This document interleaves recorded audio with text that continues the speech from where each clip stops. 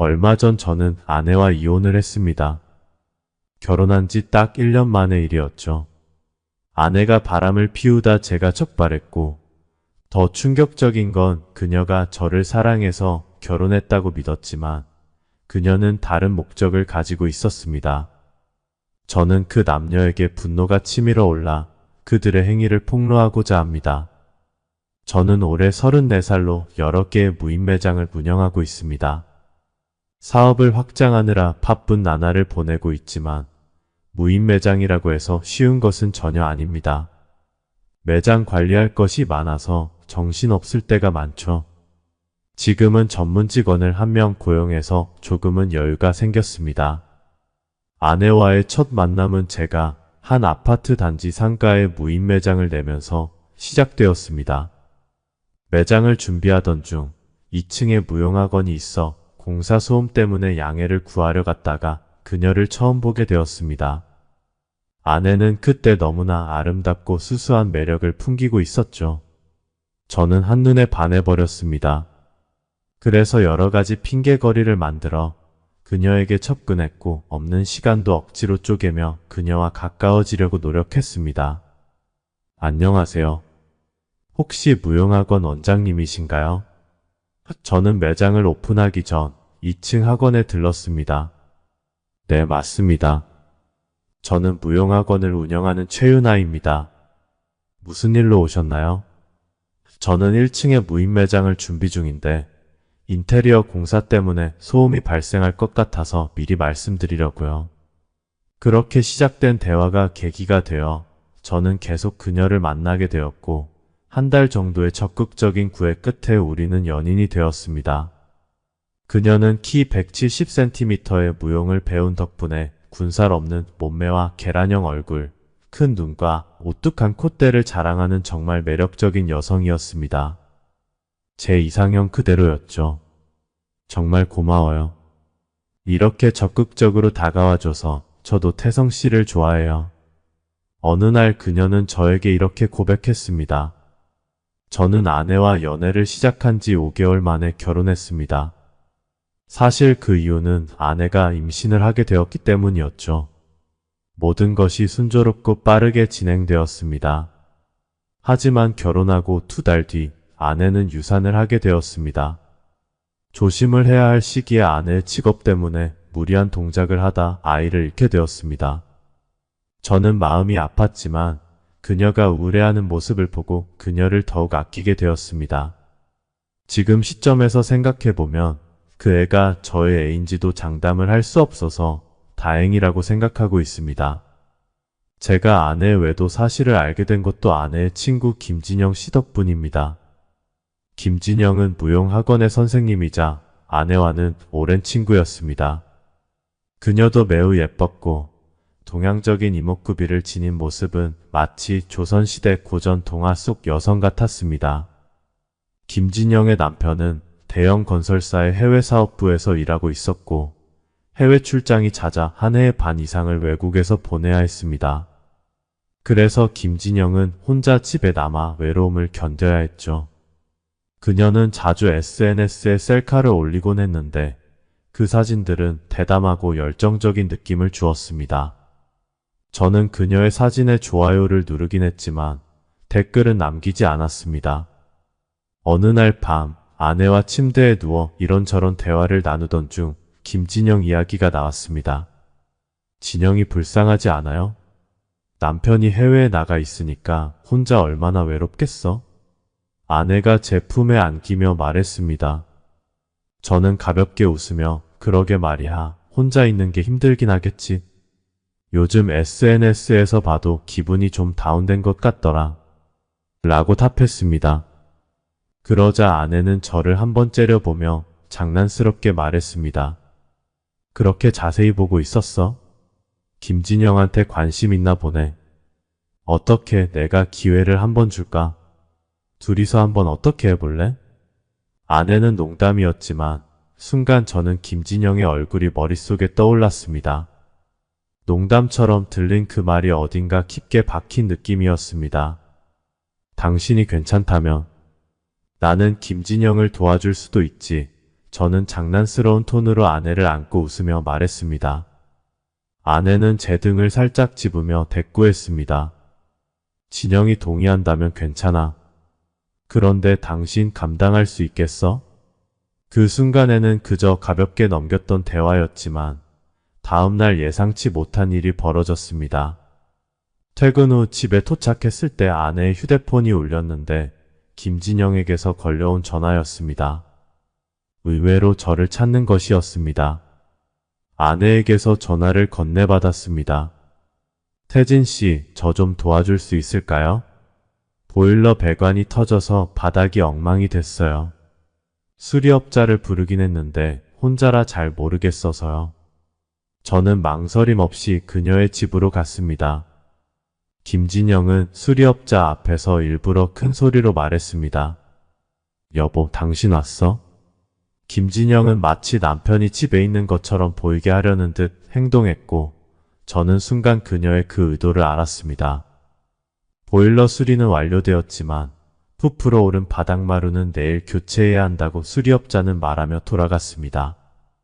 김진영은 저에게 감사의 표시로 저녁을 먹고 가라며 권했습니다. 집안이 엉망이었고 쓰레기도 많이 발생했기에 저는 자발적으로 청소를 도와주기로 했습니다. 일을 마친 후 김진영이 저에게 말했습니다. 태진 씨 얼굴에 먼지가 많이 묻었네요. 화장실에서 좀 씻고 가세요. 저는 먼지를 닦아낼 생각으로 대답했습니다. 그래야겠네요. 간단히 씻고 갈게요. 그러자 김진영은 곧바로 남편의 옷을 찾아주겠다며 옷장을 뒤졌습니다. 옷도 많이 더러워졌네요. 그냥 여기서 샤워하고 가세요. 제가 우리 남편 옷 몇 벌 가져다 줄게요. 저는 잠시 망설이다가 씻기로 결심하고 욕실로 들어갔습니다. 그런데 세탁 바구니 위에 김진영이 방금 갈아입은 속옷이 놓여있는 것을 보고 당황했습니다. 순간 무언가 잘못된 느낌이 들었지만 저는 샤워를 마치고 나왔습니다. 김진영의 남편 옷을 입고 나왔을 때 김진영은 입을 가리고 웃었습니다. 어머, 태진 씨. 옷이 많이 작네요. 그녀가 웃으며 말했습니다. 저는 머쓱하게 웃으며 남편분보다 제가 키가 좀 더 크다 보니 작네요. 바지도 꽉 끼고요. 라고 대답했습니다. 김진영은 그 모습을 보고 고개를 숙이며 웃었고 저는 그 순간 다시 고개를 돌렸습니다. 그녀가 입고 있던 잠옷은 목 부분이 깊이 파여 있었고 저는 어색함을 감추려고 애썼습니다. 그런데 너무 작아서 불편해 보이네요. 그래도 잘 어울려요. 태진 씨. 그녀는 장난스럽게 말했습니다. 저는 서둘러 자리를 정리하며 집에 돌아가려고 했습니다. 오늘 정말 고마웠어요. 큰 도움이 됐어요. 혹시 내일도 시간 되세요? 내일 바닥 공사도 해야 하고 아래 집의 피해도 파악하고 조치를 해줘야 하는데 저 혼자서 어떻게 할지 모르겠어요. 김진영은 미소를 지으며 저를 배웅하며 저에게 또 도움을 요청하는 것이었습니다. 아, 알겠습니다. 내일 수리업자가 오시면 연락 주세요. 제가 한번 봐드릴게요. 저는 조금 난감했지만 도움을 주기로 했습니다. 다음 날 오후 3시쯤 김진영의 연락을 받았고 잠시 그녀의 집에 들리기로 했습니다. 집에 도착했을 때 수리업자는 이미 와 있었고 우리는 함께 아래층으로 향했습니다. 피해 상황을 확인한 결과 예상보다 상황이 심각했습니다. 천장은 물에 젖어 변색되었고 전기선이 타버려 합선이 일어날 뻔했습니다. 수리업자가 말했습니다. 사장님, 전기선과 전등을 교체하고 천장이 완전히 마르면 도배를 새로 해야 합니다. 저는 비용을 물어보고 나서 김진영에게 말했습니다. 비용은 꽤 나가겠지만 어쩔 수 없네요. 그럼 진행하겠습니다. 김진영은 저를 바라보며 미소를 지었고 우리는 다시 그녀의 집으로 올라갔습니다. 2시간 후 그녀의 집 바닥 보수 공사가 모두 끝났고 수리업자를 먼저 보내고 나서 진영은 저를 바라보며 말했습니다. 태진 씨, 오늘도 정말 수고 많으셨어요. 저녁 먹고 가세요. 유나한테 말해놨어요. 남편 일 시키고 저녁 대접한다고요. 김진영이 준비해놓은 음식이 식탁에 깔려 있었고 그녀는 옆에 앉아 술을 따라주며 말했습니다. 유나가 매일 저녁에 약주를 한 잔씩 하신다고 하더라고요. 오늘은 여기서 한 잔해요. 저는 잠시 망설였지만 한두 잔 정도는 괜찮겠지 싶어 술잔을 받았습니다. 술을 마신 후 김진영의 얼굴은 점점 홍조가 돌기 시작했고 우리는 서로 가까이 앉아 술잔을 주고받았습니다. 술 기운에 저는 장난스럽게 물었습니다. 남편이 그렇게 오래 외국에 있으면 보고 싶지 않아요? 김진영은 잠시 침묵하더니 술을 한 모금 마신 후 말했습니다. 보고 싶죠. 여자에게는 남자가 옆에 있어주는 게 더 중요해요. 돈보다도 말이에요. 그녀의 셔츠목 부분이 내려가며 살짝 드러난 모습이 눈에 띄었고 저는 본능적으로 그쪽을 바라보다가 눈길을 돌렸습니다. 그녀는 제가 보고 있다는 걸 눈치채고는 장난스럽게 웃으며 옷깃을 살짝 올렸습니다. 술 기운에 저도 과감해져서 말했습니다. 진짜 몸매 관리를 잘하시네요. 정말 예쁘세요. 김진영은 웃으며 대답했습니다. 무용하고 요가 덕분이에요. 하지만 요즘 다리가 좀 굵어진 것 같아서. 그녀는 말을 하면서 잠옷을 살짝 당겨 다리를 보여주었습니다. 저는 장난스럽게 전혀요. 여전히 예쁘네요 라며 웃었습니다. 김진영은 별로 개의치 않아 보였고 저는 순간 분위기에 휩쓸려 일어서서 제대로 보여주세요 라고 장난스럽게 말했습니다. 진영은 잠시 망설이더니 일어서서 잠옷을 더 살짝 당겨 다리를 보여주었습니다.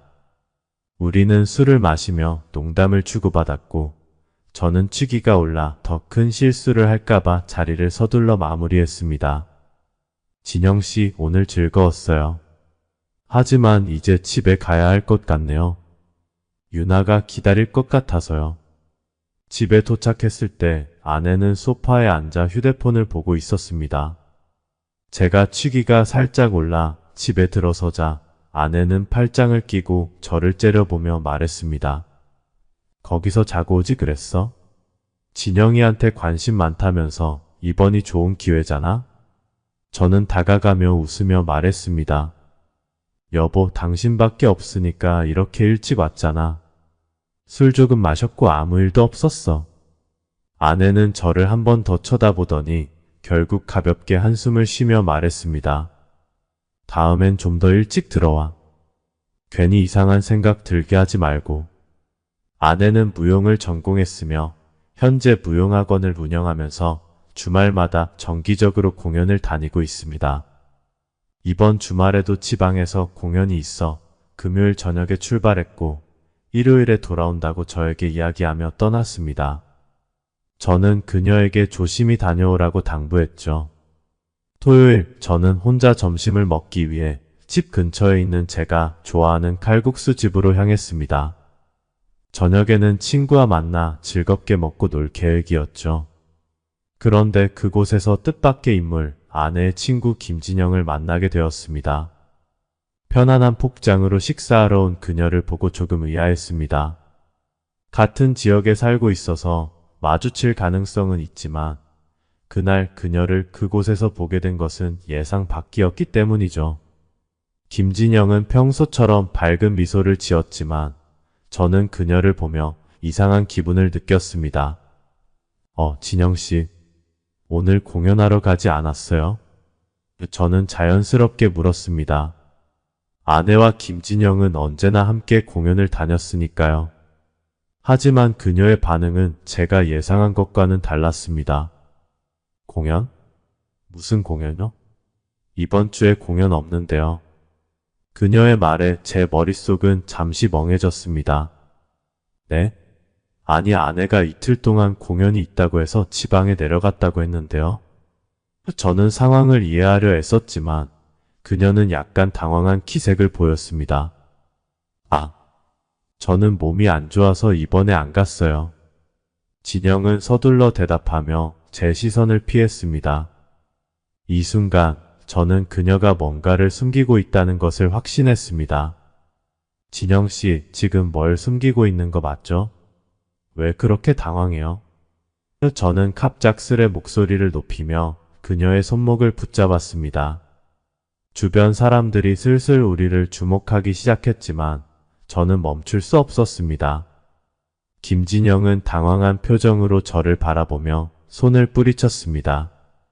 태진 씨 진정해요. 저 아무것도 몰라요. 제발 손 좀 놔요. 그녀는 애원했지만 저는 그 말을 믿을 수 없었습니다. 그녀를 식당 밖으로 데리고 나가 한적한 곳으로 끌고 갔습니다. 저는 격앙된 목소리로 다시 물었습니다. 솔직히 말해요, 진영씨. 이번 주에 정말 공연이 없다고요?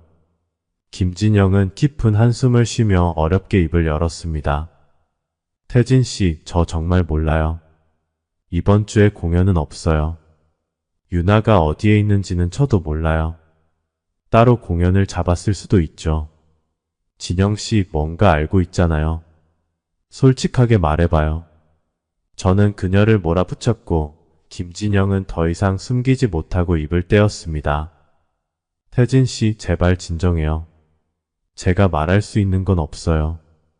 유나는 제 절친이에요. 제가 어떻게 함부로 그녀에 대해 추측할 수 있겠어요? 그녀는 놓아달라고 애원했지만 저는 멈추지 않았습니다. 그럼 아내가 예전부터 뭔가를 숨기고 있었다는 건가요? 저는 점점 화가 나기 시작했고 그녀의 팔을 더 세게 잡았습니다. 아, 아파요. 그만해요. 그녀는 고통스러워하며 소리쳤습니다. 저는 잠시 멈칫했지만 진영의 입에서 뜻밖의 고백이 나왔습니다. 유나가 대학 때 우리 과 교수님과 그런 사이였어요. 그 교수님은 정말 잘생기고 유머러스한 분이었죠. 특히 무용 실력이 뛰어나서 여학생들에게 인기가 많았어요. 김진영은 어렵게 말을 이어갔습니다. 그리고 그 교수님이 지금 우리 공연 기획자예요. 저는 김진영의 말을 듣고 한동안 멍하니 서 있었습니다. 이 모든 상황이 믿기지 않았습니다. 아내가 저에게 거짓말을 하고 있었다는 사실이 점점 명확해졌고 저는 눈앞이 캄캄해지는 기분이 들었습니다. 김진영은 제 옆에서 어찌할 바를 모르고 저를 바라보고 있었습니다. 태진 씨, 제가 아는 것은 다 말씀드렸으니 제발 놓아주세요. 그리고 유나에게 절대 제가 말했다고 하지 말아주세요. 교수님이 알게 되면 저 공연단에서 쫓겨날 거예요. 부탁드려요. 그녀는 두 손을 모아 저에게 간절히 빌었고 저는 고개를 끄덕이며 그녀를 놓아주었습니다. 그날 이후 저는 아내에 대한 의심을 떨칠 수가 없었습니다. 김진영이 털어놓은 그 이야기들은 제 머릿속에서 끊임없이 맴돌았고 아내가 정말 저에게 거짓말을 하고 있다는 사실을 받아들이기가 어려웠습니다. 하지만 이미 실마리는 풀리기 시작한 상태였죠. 김진영과의 대화가 끝난 후 저는 혼란스러운 마음으로 집에 돌아왔습니다. 평소와 다름없는 집안의 정적 속에서 아내가 거짓말을 했다는 생각이 머리를 떠나지 않았습니다. 혼자만의 시간을 가지며 차분하게 생각하려 했지만 그럴수록 제 의심은 점점 더 커져만 갔습니다. 몇 시간 후 저는 더 이상 견딜 수 없어 아내에게 전화를 걸었습니다. 그녀는 여느 때와 다름없이 밝은 목소리로 전화를 받았습니다. 자기 무슨 일이야? 내일이면 돌아갈 텐데. 그녀의 말에 저는 억지로 웃으며 대답했습니다. 그냥 잘 지내고 있나 궁금해서. 언제 돌아와? 일요일 저녁에 도착할 거야. 내일도 공연이 끝나고 바로 돌아갈 테니까 걱정 마. 아내는 아무렇지 않게 대답했습니다. 하지만 저는 이미 그녀의 말이 믿기지 않았습니다. 김진영의 말에 따르면 이번 주에는 공연이 없다는 걸 알았으니까요. 그래, 조심히 와. 저는 짧게 대답하며 전화를 끊었습니다. 그녀가 무언가를 숨기고 있다는 것은 점점 확실해졌지만 그 이유는 아직 알 수 없었습니다. 그날 저녁 저는 오랜만에 친구들과 만나기로 한 약속이 있었습니다. 하지만 제 머릿속은 아내에 대한 의심으로 가득 차 있었고 친구들과의 대화에도 집중할 수 없었습니다. 친구 중 한 명이 저를 이상하게 쳐다보며 물었습니다. 태진, 오늘 왜 이렇게 멍해? 무슨 일 있어? 저는 웃으며 아니야, 그냥 일이 좀 많아서 그래 라고 대답했지만 제 속은 타들어가고 있었습니다. 그들은 더 이상 묻지 않았지만 저 스스로도 이 상황을 어떻게 풀어나가야 할지 감이 오지 않았습니다. 집으로 돌아오는 길, 저는 아내의 SNS 계정을 뒤지기 시작했습니다. 혹시 무언가 단서가 있을까 싶어서요. 아내는 평소 SNS 활동이 활발하지 않았지만 가끔 공연 사진이나 친구들과 찍은 사진을 올리곤 했습니다. 하지만 그녀의 계정에는 공연과 관련된 최신 글이 전혀 없었습니다. 오히려 최근에 올라온 사진은 친구들과 함께한 사적인 사진들이 전부였죠. 더 이상 견딜 수 없어 저는 김진영에게 다시 전화를 걸었습니다. 그녀가 곧바로 전화를 받았고 저는 다급하게 물었습니다. 진영씨, 솔직히 말해줘요. 유나가 그 교수님이랑 다시 만난 건가요? 김진영은 한동안 침묵하다가 어렵게 입을 열었습니다. 태진씨, 제가 말할 수 있는 건 여기까지예요. 그 이상은 정말 모르겠어요. 유나가 당신한테 어떤 말을 했는지는 저도 몰라요.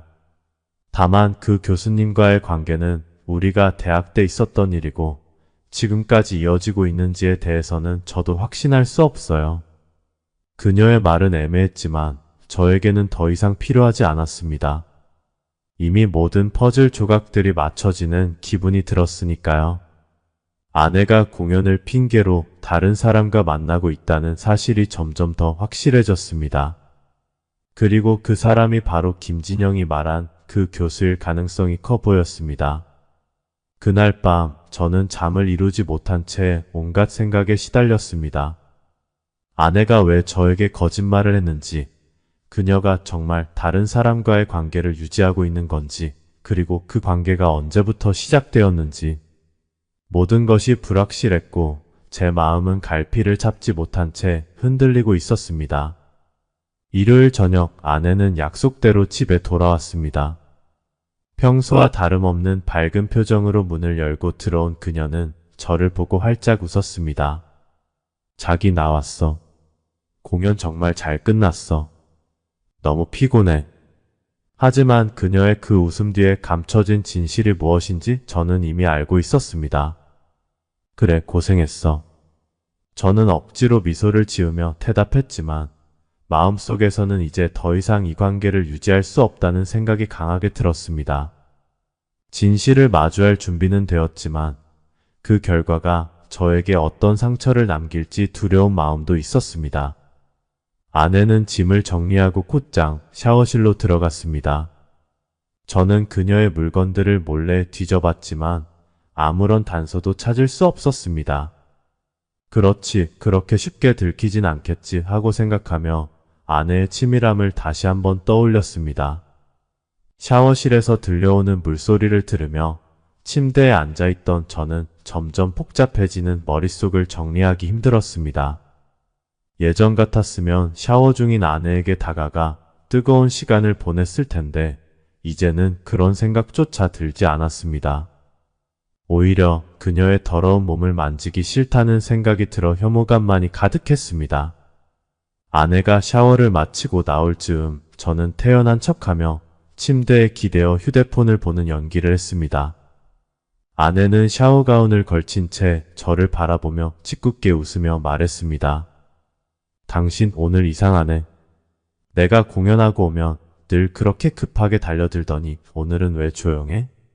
나 없을 때 누굴 만나서 이미 풀고 온 거 아니지? 그녀의 뻔뻔한 말의 순간 저는 화가 치밀어 올라 폭발할 뻔했지만 아직은 때가 아니라고 생각해 침착하게 대답했습니다. 아니야, 그냥 몸살이 좀 온 것 같아서 힘이 없어. 어제 친구들이랑 밤에 술을 마시고 오래 밖에 있었더니 그런가 봐. 요즘 밤 공기가 많이 차더라고. 아내는 슬며시 웃으며 머리를 말리기 시작했습니다. 알았어, 약은 먹었어? 오늘은 좀 일찍 쉬어야겠네. 그 모습을 보면서 저는 속으로 생각했습니다. 이 여자는 배우가 되어야 해. 공연이 아니라 연기 연습을 했나 봐. 이렇게 뻔뻔할 수 있나? 저는 더 이상 그녀를 상대하기 싫어 침대에 누워 잠든 척을 했습니다. 조금 지나 그녀가 제 옆에 누운 것을 느낄 수 있었습니다. 하지만 저는 당연히 잠이 오지 않았습니다.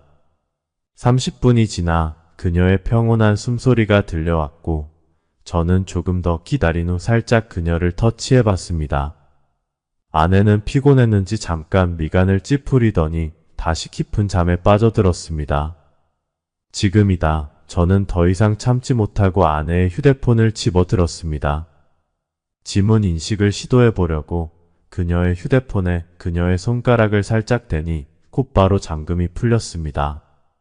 그녀는 여전히 깊이 잠들어 있었고 그 모습을 보며 오늘 낮에도 얼마나 힘을 많이 썼는지 짐작할 수 있었습니다. 휴대폰을 열어 메시지와 카카오톡 채팅을 확인하기 시작했습니다. 김진영이 말해준 그 교수의 이름을 찾았고 대화 내용을 확인할 수 있었습니다. 하지만 아내는 정말 치밀한 여자였습니다. 교수와의 대화 내용은 너무나도 깨끗했고 아무런 흔적이 없었습니다. 오히려 그 깨끗함이 더 의심스러웠습니다. 공연을 함께하는 지도 교수와 이렇게 교류가 없는 게 더 이상하지 않나? 의심은 깊어졌습니다. 저는 실망한 채 아내의 휴대폰을 내려놓고 다시 누우려던 순간 아내의 목 뒤쪽에서 작은 빨간 반점을 발견했습니다. 그건 입술 자국과 흡사했습니다. 그 순간 저는 바로 이것이 무엇인지 확신할 수 있었습니다. 이건 키스 자국인데. 화가 머리끝까지 치밀어 올랐습니다. 당장 그녀를 깨워 진실을 캐묻고 싶었지만 증거가 부족한 상황에서 그녀가 둘러대면 오히려 제 계획이 들통날 수 있었기에 마음을 억누르기로 했습니다. 아내와 그 교수는 제가 눈치챘다는 걸 모르는 상태여야 했습니다. 아직 때가 아니야. 저는 마음속으로 되뇌이며 그녀에게 복수할 계획을 세우기 시작했습니다. 아내는 아무것도 모른 채 여전히 평화롭게 자고 있었고 저는 내일 계획을 구체화하기로 마음먹었습니다. 다음 날 저는 평소처럼 아침 일찍 일어나 무인가게를 둘러보고 9시가 되자 어젯밤 검색해둔 탐정사무소에 전화를 걸었습니다. 전화를 받은 여성은 직접 와서 구체적인 상황을 얘기해야 한다고 했고 저는 곧장 운전하여 탐정사무소로 향했습니다. 탐정사무소는 생각보다 규모가 컸고 인원도 많았습니다. 영화 속에서 나오는 소규모 탐정사무소를 떠올렸지만 실제로는 10명이 넘는 직원들이 바쁘게 일하고 있었습니다. 사무실 내부는 마치 일반 회사 같았습니다. 한 남성과 여성이 저를 맞이했고 우리는 조용한 방으로 들어가 상황을 설명하기 시작했습니다. 대화는 주로 남성 탐정과 나누었고 여성은 노트북에 기록을 남기고 있었습니다. 저의 상황을 듣고 난 후 남성 탐정이 말했습니다. 사장님, 며칠 시간을 주시면 저희가 정보를 파악해 보겠습니다. 급한 마음은 알겠지만 잠시만 참아 주십시오. 아무 일 없는 척 하시고 기다리시면 됩니다. 시간이 다소 걸리겠지만 저희가 확실한 증거를 수집할 겁니다. 저는 고개를 끄덕이며 탐정에게 의뢰를 맡기고 계약서를 작성하고 계약금을 입금한 후 사무소를 떠났습니다. 며칠 동안 참기 힘들었지만 바쁜 일상에 매달려 집을 일찍 나서고 늦게 돌아오는 일상을 이어갔습니다. 몸이 아픈 척 병원을 들락거리며 시간을 벌기도 했습니다. 제가 직접 감시할 수 없는 상황이었기에 탐정을 고용한 이유도 있었습니다. 이들을 잡느라 생계를 포기할 순 없었으니까요. 일주일이 지나자 탐정에게서 전화가 왔고 조사한 내용을 메일로 보냈으니 확인하라고 했습니다. 저는 들고 다니는 노트북을 열어 메일을 확인했습니다. 아내의 정보는 많지 않았지만 그 교수에 대한 정보가 대부분이었습니다. 더 흥미로웠던 것은 그 교수가 아내뿐만 아니라 여러 여성들과 관계를 유지하고 있었다는 사실이었습니다. 조사 결과 최소한 아내 외에도 3명의 여성과 관계를 맺고 있었으며 그중 2명은 유부녀였고 1명은 대학생이었습니다. 정말 더러운 놈이구나. 저는 치밀어 오르는 분노를 억누르며 자료를 하나하나 확인했습니다. 모자이크 처리가 되어 있긴 했지만 교수와 유부녀들이 모텔에서 만나거나 자동차에서 스킨십을 나누는 사진들이 담겨 있었습니다. 그 외에도 사무실에서 여대생과 찍힌 적나라한 사진과 동영상도 있었습니다. 탐정은 아직 아내와의 접속은 없었지만 조금 더 지켜보자고 말했습니다. 3일 후 탐정사무소에서 다시 연락이 왔습니다. 사장님, 지금 어디 계십니까? 집에서 가까우시면 빨리 집으로 가십시오. 그들을 현장에서 잡을 수 있을 겁니다. 마침 저는 집에서 멀지 않은 무인가게에 있었기에 곧바로 차를 몰고 집으로 향했습니다. 신축 아파트라 주차장에 차를 대면 입차 알림이 울리기 때문에 저는 옆 단지 상가 주차장에 차를 대고 아파트로 달려갔습니다. 탐정과 보조직원은 이미 저희 집 앞에서 대기 중이었고 보조직원은 가슴에 작은 카메라를 들고 있었습니다. 저는 그들과 함께 집 안으로 급습했습니다. 거실에 들어서자 믿기 힘든 광경이 눈앞에 펼쳐졌습니다. 아내와 그 교수는 거실에서 벌거벗은 채 서로 뒤엉켜 있었고 심지어 커튼도 치지 않은 상태였습니다. 저는 순간 화가 머리끝까지 치밀어 그들에게 달려들려 했지만 탐정이 저를 붙잡고 말렸습니다. 아내와 교수는 당황한 표정으로 서둘러 몸을 가리려 했습니다. 아내는 저를 보고 놀란 듯 외쳤습니다. 여보, 어떻게 이 시간에? 저는 그녀의 뻔뻔함에 어이가 없어 웃음이 나올 뻔했습니다. 미친 것들, 정신 나갔구나. 내가 너희들이 바람 피우는 건 알았지만 설마 내 집에서 이 짓을 할 줄은 몰랐네. 대단하다, 정말 대단해. 어이 교수 양반, 숨지 말고 나와. 남의 집 거실에서 그 짓 할 땐 언제고 이젠 숨기 바쁘냐? 너희들 끝났어. 내가 다 폭로할 거야. 그러자 교수와 아내는 황급히 저에게 다가와 무릎을 꿇고 빌기 시작했습니다. 특히 아내는 여보, 미안해. 용서해줘. 이번이 처음이야. 제발 용서해줘라며 애원했습니다. 저는 비웃으며 대꾸했습니다. 아직도 날 속일 생각이야? 너희 둘 내가 다 조사해봤어. 그러니까 입 다물고 있어. 그리고 이놈이 너만 만나는 줄 알아? 너 빼고도 내가 아는 사람만 3명 더 있어. 더럽다, 정말. 당장 내 집에서 나가. 저는 그들을 밖으로 내쫓았고 바닥에 널브러져 있는 옷들을 발로 차서 던졌습니다. 저는 준비해둔 계획에 따라 가장 먼저 그 교수의 아내에게 연락을 취했습니다. 메시지로 제가 수집한 사진과 구체적인 내용을 포함한 증거들을 보냈습니다. 교수의 부정한 행위를 구체적으로 설명하며 아내로서 알 권리가 있다고 말했습니다. 충격적일 테지만 그녀도 이 사실을 알아야 한다고 판단했기 때문입니다. 다음으로 아내의 친구들에게도 이 사실을 알렸습니다. 특히 그녀가 친하게 지내던 사람들에게는 직접 전화를 걸어 그녀가 저지른 일과 그 결과를 이야기했습니다. 이 과정에서 아내가 스스로 그녀의 행적을 감추고 사실을 조작할 여지를 남기지 않도록 확실한 증거를 공유했습니다. 이제 그녀가 믿어온 모든 관계들은 무너질 것이야. 라고 생각하며 저는 이 일을 철저히 계획대로 진행했습니다. 그 후 미리 알아둔 변호사와 상담하여 이혼 소송을 준비했습니다. 이미 충분한 증거를 수집한 상태였기에 변호사도 소송을 빠르게 진행할 수 있었습니다. 이혼 서류를 작성하여 아내에게 전달했고 법적 절차가 시작되었습니다. 저는 그녀에게 더 이상 이 관계를 유지할 여지가 없음을 분명히 했습니다. 또한 그 교수에게는 손해배상 청구를 진행했습니다. 그의 행동으로 인해 제가 받은 정신적 피해뿐만 아니라 가정이 파탄나고 명예가 실추된 것을 근거로 법적 대응을 준비했습니다. 이 청구는 단순한 폭수를 넘어 그가 저지른 잘못에 대해 책임을 지게 만들기 위한 것이었습니다. 그리고 그의 소속 대학 커뮤니티에 이 사실을 폭로했습니다. 교수로서의 권위를 남용해 다수의 여성과 부적절한 관계를 맺은 그의 행위를 공론화함으로써 그의 경력에 치명타를 입힐 수 있도록 했습니다.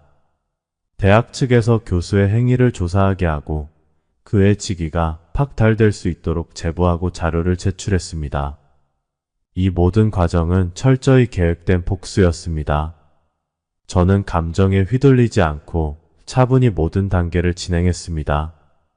아내와 그 교수는 당장 제 눈앞에서 사라졌지만 그들이 치러야 할 대가는 이제부터 시작이었습니다. 며칠 후 저는 아내와 그 교수의 모든 행적을 폭로한 이후 주변에서 벌어지는 일들을 지켜보며 차분히 대응했습니다. 그동안 미리 준비했던 법적 절차는 하나씩 진행되고 있었고 교수와 아내의 삶은 완전히 무너지기 시작했습니다. 첫 번째 파장은 교수의 아내에게서 시작되었습니다.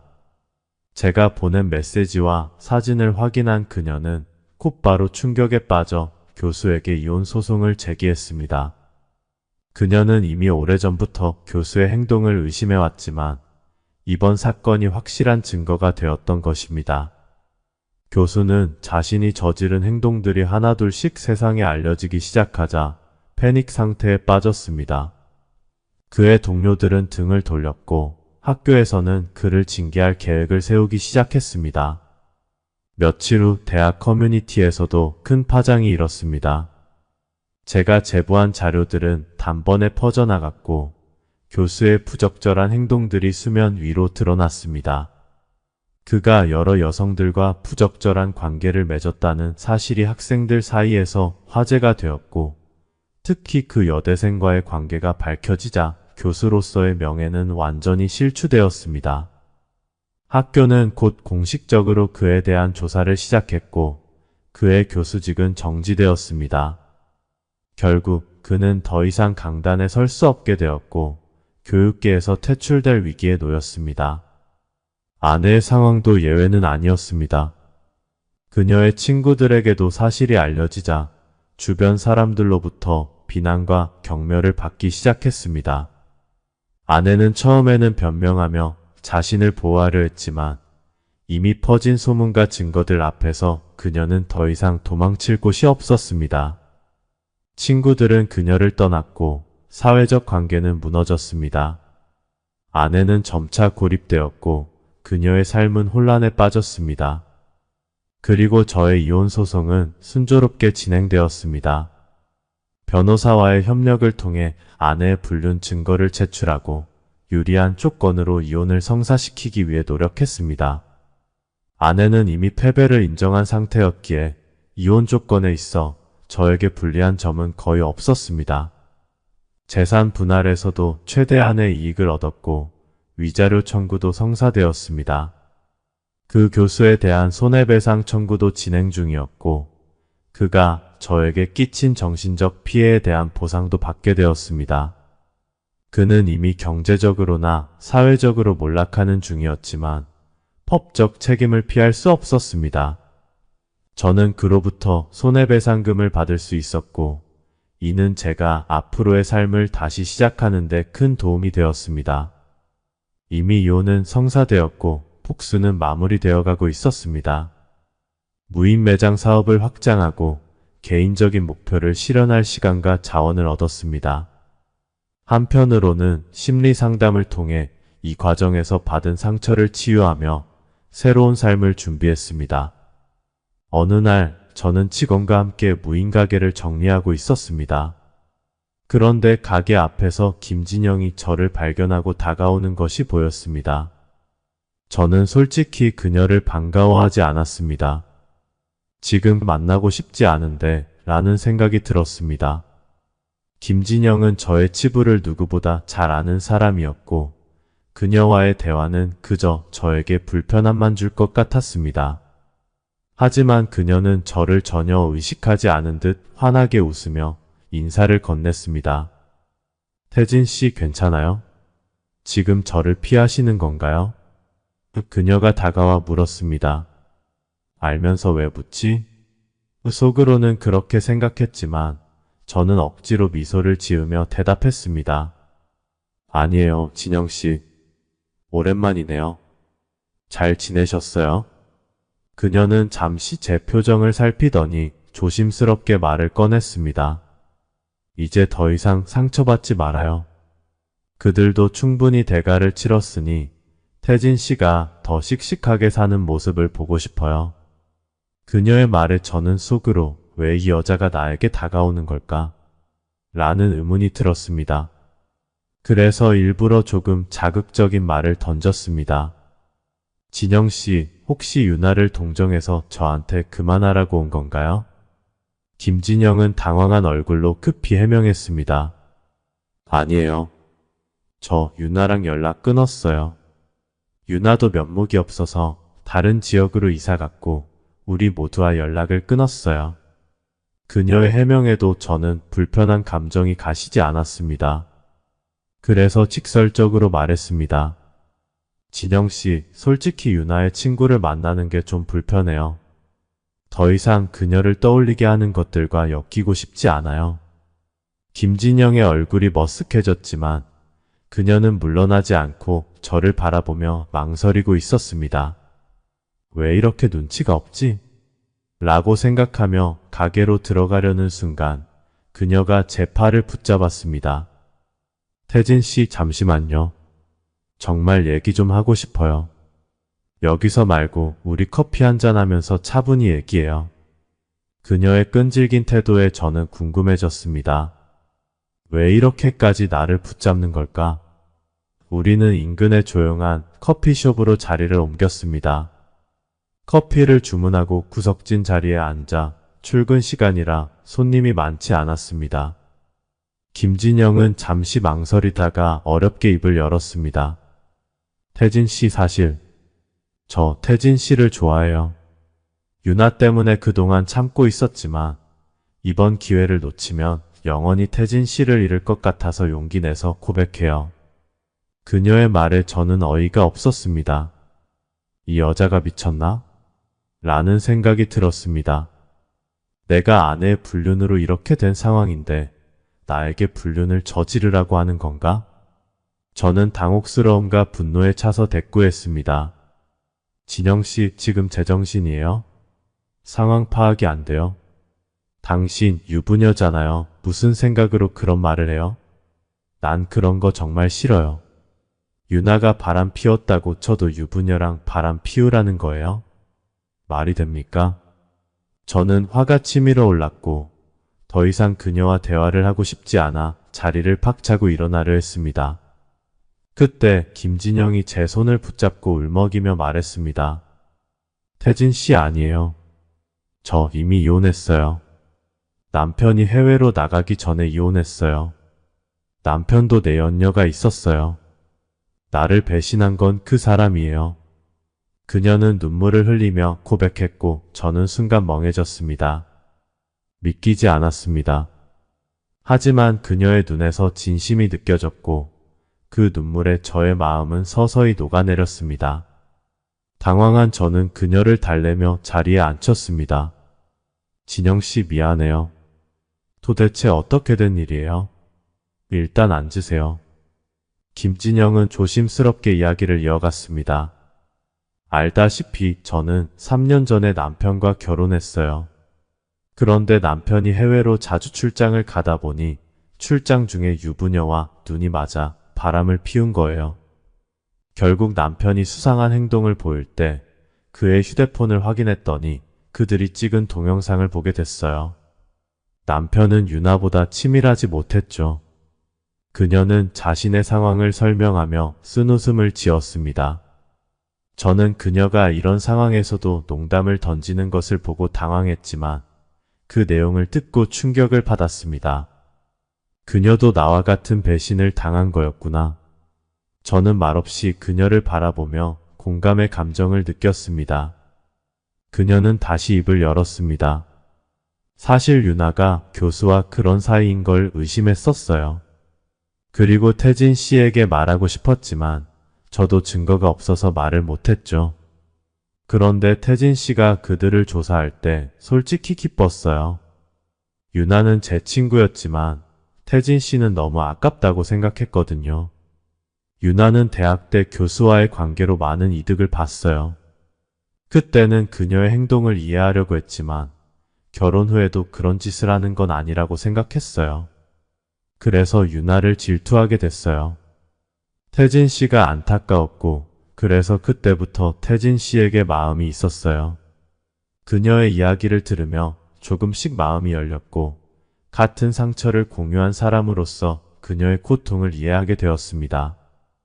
김진영도 저와 마찬가지로 깊은 상처를 받았고 같은 배신을 겪었던 사람이었습니다. 그녀의 고백은 놀라웠지만 그만큼 진심이 느껴졌습니다. 저는 잠시 말을 잇지 못하고 멍하니 그녀를 바라보다가 조심스럽게 말했습니다. 진영씨 미안해요. 그동안 힘들었겠어요. 저도 비슷한 상황을 겪었으니 진영씨의 마음을 이해할 수 있을 것 같아요.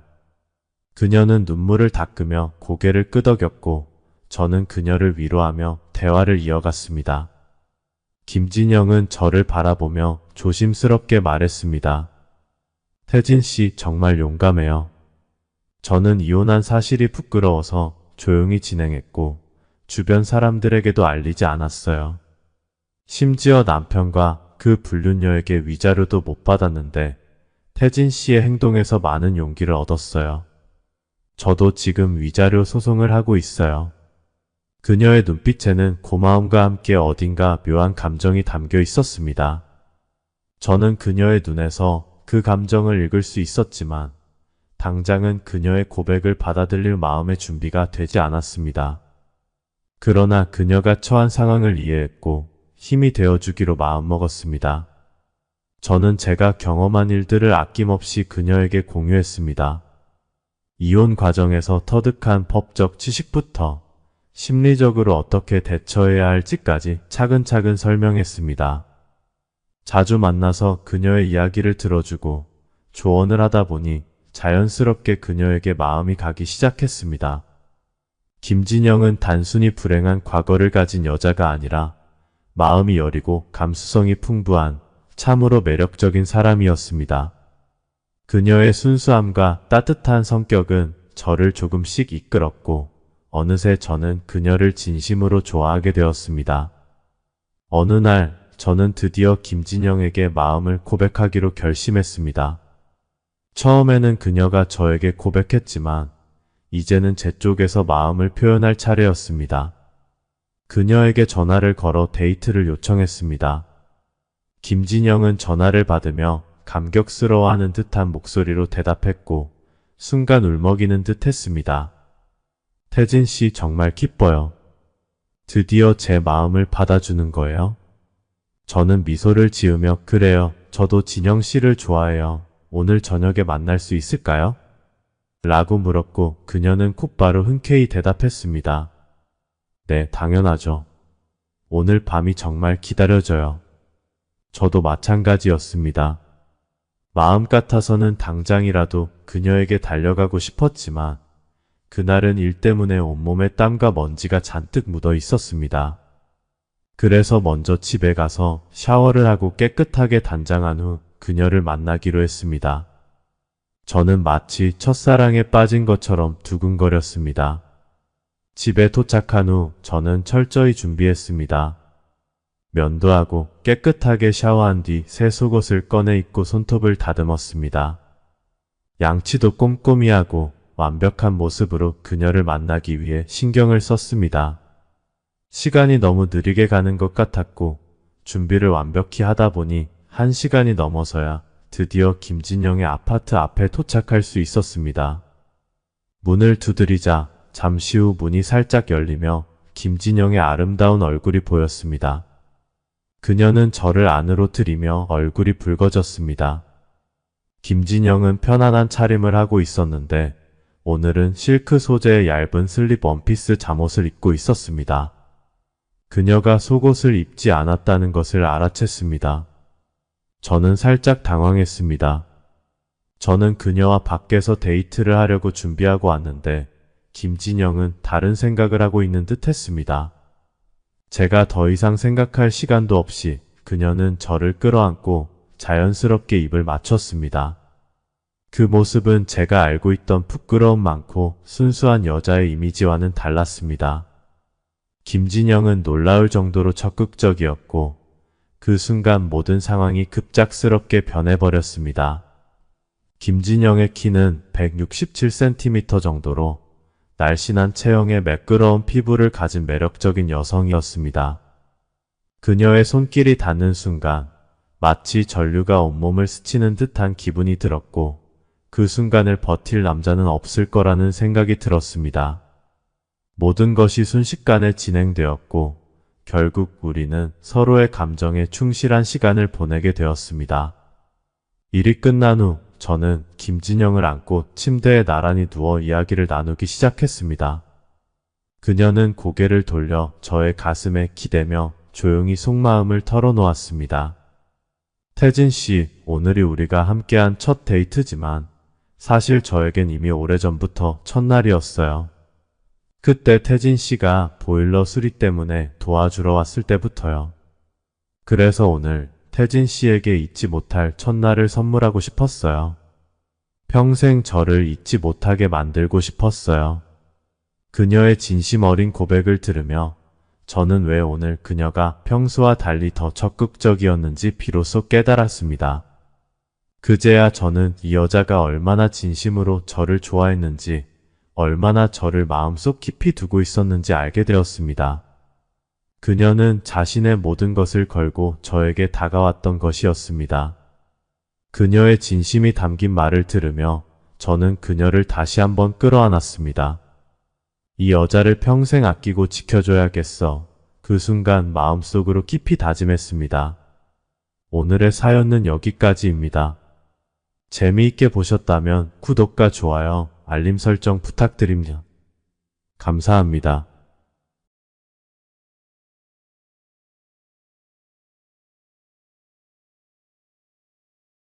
안녕하세요. 여러분에게 제 이야기를 나누고자 합니다. 몇 년 전 제가 겪었던 일이 있습니다.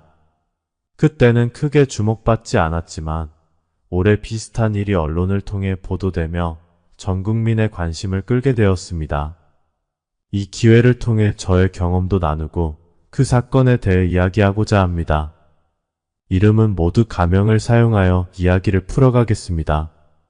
제가 겪었던 일은 당시에는 많은 이들이 주목하지 않았지만 저에게는 매우 큰 충격이었습니다. 그러나 최근 비슷한 사건이 언론을 통해 크게 보도되면서 제 기억도 다시 떠오르게 되었습니다. 제 이야기는 지금으로부터 5년 전으로 거슬러 올라갑니다. 그해 저는 32살이었고 아내는 29살이었습니다. 우리는 결혼한 지 3년 차였죠. 친구의 소개로 만나 1년간의 연애 끝에 결혼했고 서로를 진심으로 사랑하며 행복한 결혼 생활을 하고 있었습니다. 저는 건설회사에서 관리자로 일하고 있었고 아내는 어린이집 교사로 일하고 있었죠. 하지만 결혼 후 아내는 2번의 유산을 겪으며 몸과 마음이 매우 지쳐갔습니다. 그 시기는 우리에게 많은 시련을 안겨주었고 그 중에서도 가장 큰 고통은 저의 어머니와 관련된 일이었습니다. 제가 회사 일로 2달간 지방에 내려가 있었을 때 어머니가 아내에게 2천만 원을 빌려갔습니다. 어머니는 저에게 직접 말하겠다며 아내를 압박했고 결국 아내는 저와 상의 없이 어머니에게 돈을 건넸습니다. 하지만 이 사건의 핵심 문제는 그보다 더 깊었습니다. 어머니는 주변 친척들에게도 돈을 빌렸습니다. 명목은 다양했지만 그 내용은 집안의 치부와 관련되어 있어 구체적으로 밝히기 어렵습니다. 문제는 그 금액이 총 8천만 원을 넘었다는 점입니다.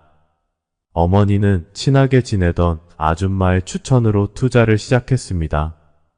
처음에는 여러 번 소액으로 투자하며 원금 대비 한 달에 20%가 넘는 수익을 보장한다는 유혹에 빠져들었습니다.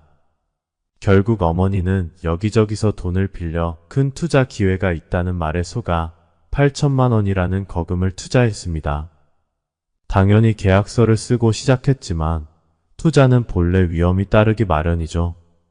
결국 그 돈은 모두 사라졌고 사기로 경찰에 신고도 해보았지만 그 사기꾼들은 법의 허점을 이용해 책임을 피했습니다. 그들은 판단력이 흐린 노인들을 대상으로 작은 수익이 보장된 상품으로 유인한 후 고위험 투자를 권유하는 방식으로 접근했기에 사기죄를 입증하기도 어려웠습니다. 화가 나고 억울했지만 법적으로 해결할 방법은 없었습니다. 그래서 여기서 여러분에게 말씀드리고 싶습니다. 수익성이 높고 수익을 보장한다는 투자 상품은 반드시 조심하셔야 합니다. 높은 수익에는 높은 위험이 따릅니다. 이 사건으로 인해 집안은 큰 혼란에 빠졌고 친척들은 어머니를 비난하며 빚을 갚으라는 톡촉을 계속했습니다. 그로 인해 저희 부부의 삶도 크게 흔들렸습니다. 아내는 이미 심신이 지친 상태였는데 이 사건이 터지면서 더 큰 스트레스를 받았습니다. 그렇다고 여러 번 충격을 받아 죽겠다고 소동을 부리는 어머니를 외면할 수도 없었습니다. 결국 저는 가진 돈의 마이너스 통장까지 만들어 어머니의 모든 빚을 상환해 드렸습니다. 아내도 저를 지지해 주었기에 매우 감사하게 생각했습니다. 그녀는 늘 저의 의견을 존중하고 배려심이 많은 사람이었습니다. 이런 아내를 저는 사랑하지 않을 수 없었죠. 결국 더 많은 돈을 벌기 위해 저는 원래 편했던 자리에서 멀리 떨어진 지방으로 정근을 갔습니다. 이로 인해 한 달에 2번만 집에 올 수 있게 되었지만 아내와의 더 나은 미래를 위해 어쩔 수 없는 선택이었습니다. 원래 다음 주에 집에 돌아올 예정이었지만 오늘이 저와 아내의 결혼 기념일이어서 휴가를 내고 일찍 돌아와 아내에게 깜짝 선물을 주려고 했습니다. 기념일을 맞아 함께 시간을 보내며 그동안 쌓인 스트레스를 풀고 싶었습니다. 집 문을 열고 들어갔을 때 소파 위에 입었던 흔적이 있는 속옷이 보였습니다. 평소에 보지 못했던 아내가 저와 함께 있을 때는 한 번도 입지 않았던 개방적인 스타일의 속옷이었습니다. 도대체 누구를 위해 입었던 것일까요? 머릿속이 혼란스러워졌습니다. 아내가 불륜을 저지르고 있는 걸까요? 저는 서둘러 침실로 들어갔습니다. 서랍을 열어보니 못 보던 새 속옷 몇 벌과 함께 채찍, 밧줄 같은 도구들도 있었습니다. 저는 그동안 아내와 다양한 즐거움을 시도해보고 싶어 했지만 아내는 본인은 그런 것을 받아들일 수 없다며 저를 변태라고까지 욕하며 거절했었습니다. 그런데 아내는 제 앞에서는 그럴듯한 척하더니 다른 사람 앞에서는 이렇게나 화려하게 놀고 있었던 것입니다.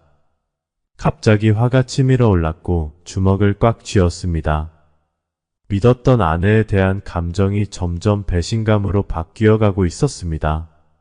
바로 그때 문 밖에서 발소리가 들려왔습니다. 아내가 돌아온 것입니다. 저는 급히 커튼 뒤에 몸을 숨겼습니다. 아내가 혼자 돌아온 건지 아니면 다른 남자를 데리고 온 건지 확인해 보려고 했습니다. 곧 아내가 방으로 들어왔고 평소에는 청바지에 흰 티셔츠나 원피스 같은 보수적인 옷만 입던 아내가 오늘은 탱크톱에 짧은 치마 그리고 하이힐을 신은 매우 섹시한 모습이었습니다. 저는 주먹을 더 꽉 쥐고 이를 악물었습니다. 아내는 집에 들어오자마자 곧장 침실로 가더니 서랍에서 새 속옷을 꺼내 들고는 급히 나갔습니다. 시계를 보니 저녁 6시 퇴근 시간입니다. 집에 있지 않고 이렇게 화려한 옷을 입고 속옷까지 챙겨 나가는 걸 보면 분명히 다른 남자를 만나러 나가는 게 틀림없습니다. 저는 마음이 찢어지는 듯한 고통을 느꼈습니다. 그동안 아내를 믿고 사랑했던 저의 모든 것이 배신당한 기분이었습니다. 하지만 감정에 휩싸인 채로 끝내고 싶지 않았습니다. 진실을 알아야 했습니다. 그래서 조용히 아내의 뒤를 쫓기로 했습니다. 아내가 누구를 만나러 가는지 그 진실을 밝혀내야만 했습니다. 아내는 집 밖으로 나가 택시를 불렀고 저는 서둘러 차를 몰고 그녀를 따라갔습니다. 한참을 따라가니 아내가 도착한 곳은 한 호텔이었습니다. 호텔 입구에서 아내가 택시에서 내리자마자 곧바로 호텔로 들어가 엘리베이터를 타고 올라가는 모습을 보았습니다. 불안감과 배신감이 제 가슴을 짓누르고 있었습니다. 저는 호텔 카운터로 달려가 직원에게 말했습니다. 방금 들어간 여자가 제 아내입니다. 어디로 갔는지 알려주실 수 있나요? 카운터 직원은 당황한 표정으로 답했습니다. 죄송합니다, 손님. 저희는 손님의 개인 정보를 제공할 수 없습니다. 저는 애원했습니다. 제발 부탁드립니다. 무슨 일이 있는지 확인해야 합니다. 제 아내가 다른 남자를 만나러 온 것 같습니다. 도와주세요. 하지만 직원은 단호했습니다. 정말 죄송하지만 규정상 그럴 수 없습니다. 시간이 지날수록 초조함이 커졌고 제 마음은 불안과 분노로 뒤엉켰습니다. 혹시 아내가 다른 남자와 무슨 일을 벌이고 있을까봐 걱정이 되었습니다. 더 이상 기다릴 수 없었던 저는 카운터 직원들이 다른 손님을 응대하는 사이에 계단으로 뛰쳐 올라갔습니다. 손님, 그러시면 안 됩니다. 보안, 빨리 보안 불러서 저 사람 잡아요. 카운터 직원의 외침이 뒤에서 들렸지만 이미 계단을 오르기 시작한 저를 멈추게 할 수는 없었습니다. 2층에 도착하자마자 저는 폭도에서 아내의 이름을 불렀습니다. 민정아, 민정아. 그 목소리가 메아리 쳤지만 아내의 반응은 없었습니다. 그때 2명의 보안 요원이 저를 쫓아와 폭도에 도착했습니다. 손님, 멈춰주세요. 여기는 출입 금지 구역입니다. 한 보안 요원이 제게 외쳤습니다. 저는 무시하고 다시 3층으로 뛰어 올라갔습니다. 3층 복도에서도 목청껏 소리쳤습니다. 민정아, 민정아, 나야, 나와봐. 그러나 그 순간 2명의 보안 요원이 뒤따라와 제 양팔을 붙잡았습니다. 손님, 제발 진정하세요. 이렇게 하시면 안 됩니다. 저는 몸부림치며 소리쳤습니다. 내 아내가 여기 있어요. 제발 놔둬요. 확인만 하게 해줘요. 보안 요원들은 저를 제압하며 말했습니다. 손님, 경찰에 연락하겠습니다. 지금 당장 진정해 주셔야 합니다. 저는 결국 2명의 건장한 보안 요원을 이길 수 없었고 저의 저항은 무의미했습니다. 소동 끝에 저는 경찰서로 끌려가게 되었습니다. 경찰서로 가는 동안 마음속에는 후회와 분노 그리고 끝없는 의심이 뒤섞여 있었습니다. 정말 아내가 다른 남자를 만나러 호텔에 간 것인지, 그렇다면 왜 이런 상황까지 오게 된 것인지 그 답을 찾고 싶었지만 지금으로선 그 어떤 것도 명확하지 않았습니다. 경찰서에서 진술을 마치고 범칙금을 내고서야 겨우 풀려날 수 있었습니다. 집으로 돌아왔을 때는 이미 3시간이 지난 늦은 밤이었습니다. 저는 조심스럽게 집 문을 열고 들어와 보니 현관 앞 신발장 아래에 남성용 구두 한 켤레가 놓여 있었습니다. 이건 제 구두가 아니었습니다. 아내가 다른 남자를 집으로 데려온 걸까요? 가슴이 철렁 내려앉았습니다. 저는 중문에 귀를 대고 집 안의 소리를 엿들었습니다. 안에서 들리는 소리가 저를 긴장하게 만들었습니다. 자기야, 이 자세 좀 그만하자. 너무 부끄럽고 불편해. 다른 속옷으로 갈아입어봐. 난 저게 좋아. 몇 가지 다른 섹시한 동작도 해보자. 난 그 그물망 스타일의 속옷이 너무 좋아. 너 정말 매혹적이야. 모든 남자들이 이런 걸 좋아해. 내 남편도 좋아하지 않니? 이런 옷은 너무 부끄러워서 남편에게는 절대 안 입어. 내가 내 남편보다 더 많이 봤어. 이게 무슨 말도 안 되는 상황인가. 그들은 아까 호텔에서 무언가를 했던 것도 모자라 내 집에서 또 그 짓을 하고 있었습니다. 말도 안 돼. 저는 분노에 휩싸였지만 감정을 억누르고 침착하게 행동해야겠다고 생각했습니다. 저는 주먹을 꽉 쥐고 문 앞에서 기다리며 그들의 행동을 녹화하기로 했습니다. 소리는 거실이 아니라 침실에서 들렸습니다. 침실에서 웃고 떠드는 소리가 들렸습니다. 저는 아내가 어떤 남자와 함께 침대에 누워있는 걸 상상하며 침실로 향해 달려 들어갔습니다. 하지만 문이 살짝 열려 있었고 제 눈에 들어온 광경은 저를 놀라게 했습니다. 두 사람은 침대에서 자고 있는 게 아니라 아내가 속옷을 입고 다양한 섹시하고 요염한 포즈를 취하며 사진을 찍고 있었습니다. 맞은편의 남자는 카메라를 들고 여러 각도에서 아내를 촬영하고 있었고 꽤 전문적으로 보였습니다. 저는 급히 몸을 숨기고 상황을 지켜봤습니다. 어머니가 사기를 당한 후부터 아내와 저는 매일 돈 걱정만 했습니다. 저는 더 많은 돈을 벌기 위해 멀리 지방으로 내려가야 했습니다.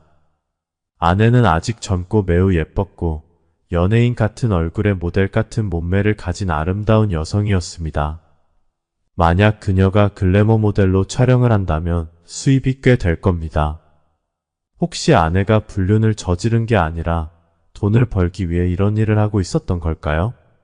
사실 저는 아내와의 관계가 매우 좋았습니다. 어머니가 사기를 당하고 나쁜 생각을 하려고 했을 때, 제가 모든 빚을 떠안았을 때도 아내는 저의 결정을 지지해 주었습니다. 그녀는 절대 바람을 피울 것 같지 않은 사람이었습니다. 하지만 글래머 모델 일을 한다는 건 자신의 몸을 낯선 남자에게 내보이는 일이니 이 일이 적절한 일인지는 확신할 수 없었습니다. 아내가 집 안에서 글래머 모델 일을 한다면 그저 돈을 벌기 위한 것이라면 저는 비록 찬성하지 않더라도 이해할 수 있습니다. 하지만 남성 사진작가와 글래머 모델이 단둘이 있는 경우라면 사랑에 빠지기 쉬운 상황인 거죠. 제 아내는 너무나 아름답고 심지어 섹시한 속옷을 입고 있었기에 단순히 사진 촬영만 하는 것이라고는 믿기 힘들었습니다. 사진작가가 제 아내의 아름다움에 굴복하지 않을 것이라고는 더더욱 믿기 어려웠습니다. 저는 듣는 것만으로는 부족하다라는 생각에 숨어서 그들의 모든 행동을 지켜보기로 했습니다. 만약 단순히 촬영만 한다면 용서할 수 있지만 그들이 선을 넘는다면 절대로 가만히 있지 않을 생각이었습니다. 처음에는 촬영이 비교적 정상적으로 진행되는 것처럼 보였습니다. 하지만 아내는 속옷을 갈아입을 때마다 작가 앞에서 옷을 갈아입는 것에 아무런 거리낌이 없었습니다. 완전히 나체 상태로 작가 앞에 서 있는 것이 아무렇지도 않은 듯 보였습니다. 저는 마음이 불편했지만 참고 있었습니다. 아내는 다양한 포즈를 취하며 카메라 앞에 섰고 사진작가는 그녀의 몸을 각도에 맞춰 지시했습니다. 조금만 더 고개를 숙여봐. 좋아, 지금 이 각도가 완벽해. 섹시해 보이면서도 고급스러운 느낌이야. 아내는 사진작가의 지시에 따라 고개를 숙이면서도 가벼운 미소를 지었습니다. 이렇게 하는 거 맞아? 너무 과하지는 않아? 사진작가는 카메라를 들고 각도를 조정하며 대답했습니다. 아니, 전혀 그렇지 않아. 너 정말 자연스러워 보여. 마치 프로 모델 같아. 아내는 살짝 부끄러운 듯 얼굴을 붉히면서도 다시 포즈를 취했습니다. 그럼 다음에는 어떤 포즈를 할까? 사진작가는 잠시 생각하다가 제안했습니다. 이번에는 조금 더 대담하게 가보자. 속옷끈을 살짝 어깨에 걸쳐보는 거 어때? 그게 더 관능적일 거야. 아내는 작가의 말을 따랐습니다. 그녀는 속옷끈을 살짝 내리면서 카메라를 향해 매혹적인 눈빛을 보냈습니다. 그 장면을 보며 저는 화가 나면서도 그녀의 매력에 빠져드는 자신을 느꼈습니다. 사진작가는 계속해서 아내를 칭찬하며 분위기를 이끌어갔습니다. 완벽해, 완벽해. 바로 이거야. 너는 정말 모든 남자들이 꿈꾸는 여자야. 내 남편도 이걸 보면 자랑스러워할 거야. 아내는 어색한 미소를 지으며 대답했습니다. 내 남편은 이런 거 안 좋아해. 그는 날 항상 순진한 여자처럼 봐. 사진작가는 웃으며 말했습니다. 그건 내 남편이 뭘 모르는 거지. 내 매력을 제대로 알지 못하는 거야. 자, 이제 마지막 알지?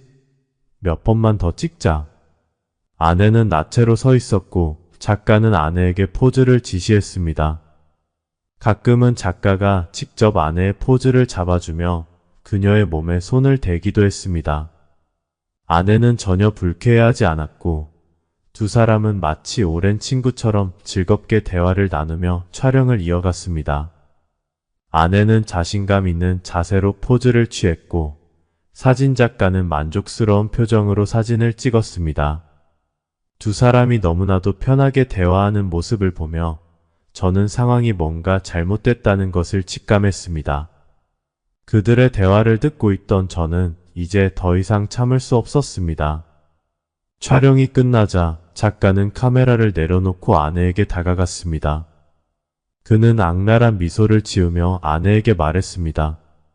촬영은 끝났으니 이제 본격적인 일을 시작해볼까? 아내의 얼굴에 약간의 부끄러움이 스쳤지만 곧바로 침대를 가리키며 말했습니다. 당신이 먼저 누워요. 오늘은 내가 잘해줄게요. 절대 만족하게 해줄게요. 아내는 그의 다리 사이에 무릎을 꿇고 그의 바지 지퍼를 내리기 시작했습니다. 이 광경을 보는 순간 제 심장이 무너졌습니다. 아내의 분류는 이미 확실한 사실이었고 제가 가장 화가 났던 것은 아내가 제 앞에서는 순진한 소녀처럼 행동하면서도 다른 남자 앞에서는 이렇게나 열정적이고 매혹적으로 행동했다는 것이었습니다. 머리가 핑 돌면서 혈압이 치솟았고 분노가 치밀어 올랐습니다. 저는 집에 원래 있는 야구 방망이를 찾아서 꽉 쥐고 침실 문으로 달려가며 소리쳤습니다. 이런 개 같은 것들, 이 불륜 남녀, 너희들은 짐승만도 못해. 갑작스러운 저의 등장에 아내와 사진작가는 깜짝 놀라 멍하니 있었습니다. 순간 침묵이 흘렀습니다. 당신은 다음 주에 돌아온다고 하지 않았어요? 어떻게 오늘 돌아왔어요? 아내는 충격에 찬 얼굴로 물었습니다. 오늘 무슨 날인지 몰라? 아까는 호텔에서 너희를 찾지 못했지만 여기 와서 너희를 발견하게 될 줄이야. 여기는 우리 집이야. 우리 보금자리라고. 그런데 딴 남자를 집으로 데리고 와? 인간이냐? 저는 분노로 떨리는 목소리로 대답했습니다. 내가 이런 짓을 하고 있을 줄은 몰랐지. 서프라이즈 해주려고 일찍 돌아왔는데 내가 정말 이런 식으로 나를 배신할 줄은 몰랐네. 아내는 당황한 얼굴로 변명하기 시작했습니다. 오빠 이건 그냥 일이에요. 나도 어쩔 수 없었어요. 그저 돈을 벌려고 한 것뿐이에요. 우리한테 돈이 필요하잖아요. 사진작가는 아내의 옆에서 머뭇거리며 말했습니다. 저기, 오해가 있는 것 같습니다. 저는 그가 말을 끝내기도 전에 소리쳤습니다. 입 다물어. 변명 따위는 듣고 싶지 않아. 제가 점점 더 화를 내며 소리쳤고 아내의 뺨을 세게 때렸습니다. 이건 제가 평생 처음으로 아내를 때린 순간이었습니다. 내가 무슨 말을 해도 이제는 소용없어. 저는 아내의 말을 끊고 외쳤습니다. 이미 다 봤어. 설명할 것도 없어. 당장 꺼져. 저는 아내를 밀어내고 손에 쥔 야구 방망이를 들고 사진작가를 향해 다가갔습니다. 그를 단단히 혼내줄 생각이었습니다. 그때 갑자기 문 밖에서 급하게 문을 쾅쾅 두드리는 소리가 들렸습니다. 추경석, 너 당장 나와. 내가 너 안에 있는 거 다 알아. 개자식 감히 바람을 펴? 빨리 나와. 소리의 주인공은 추경석의 아내인 것 같았습니다. 이제 정말 흥미로운 상황이 되겠군. 저는 문을 열었습니다. 문 밖에는 트렌치코트를 입은 아름답지만 머리가 헝클어지고 화가 잔뜩 난 여성이 서 있었습니다. 그 여자 뒤에는 2명의 건장한 남자들이 따라왔습니다. 저는 그들에게 말했습니다. 당신 남편이 제 아내와 바람을 피웠어요. 지금 안에 있어요. 우리 그들을 제대로 혼내줘요. 트렌치코트를 입은 여자는 고개를 끄덕이며 화가 난 채로 침실로 향했습니다. 그러나 침실에 들어가 보니 제 아내만 있었고 주경석은 보이지 않았습니다. 저는 아내에게 소리쳤지만 아내는 아무 말도 하지 않았습니다. 저는 다시 말했습니다. 우리 집은 22층이라 창문을 통해 도망갈 수는 없으니 분명히 방 안에 숨어 있을 거예요. 찾아봅시다. 저와 트렌치코트 여자는 방 안을 샅샅이 뒤졌지만 주경석을 찾을 수 없었습니다. 그러던 중 안방 화장실 문이 잠겨 있는 것을 발견하였습니다. 문 열어. 안에 있는 거 다 알아. 당장 안 나와? 화장실에 숨어 있으면 내가 방법이 없을 것 같아.